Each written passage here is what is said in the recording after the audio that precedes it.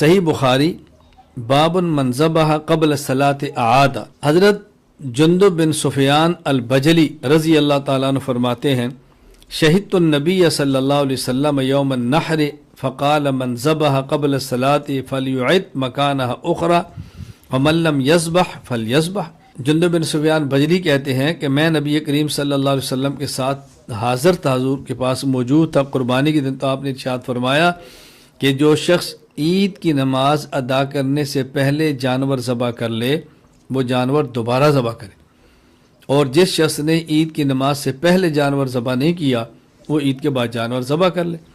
اب رسول اکرم صلی اللہ علیہ وسلم اس شخص کو جو عید کی نماز سے پہلے جانور ذبح کر لے دوبارہ ذبح کرنے کا حکم دیتے ہیں، اس کا مطلب یہ قربانی کرنا واجب ہے۔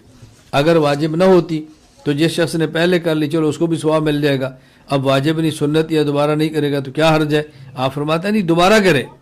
یہ ایسے ہی ہے، میں سمجھانے کے لیے مثال دیتا ہوں کہ جس طرح دیکھیں وطر کی نماز عشاء کے فرائض کے بعد ہے، اب یہ کہا جائے کہ جو شخص وطر عشاء کی نماز سے پہلے پڑھ لے وہ دوبارہ پڑھے، اس کا مطلب یہ کہ وطر واجب ہے۔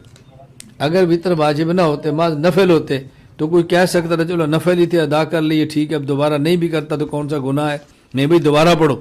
اس کا معنی یہ کہ وطر کی نماز واجب ہے۔ تو حضور فرما رہے جس نے عید کی نماز سے پہلے جانور ذبح کر لیا اب اس کی قربانی تو نہیں ہوئی، لہذا وہ دوبارہ پھر ذبح کرے، اس سے معلوم ہوتا ہے قربانی کرنا واجب ہے۔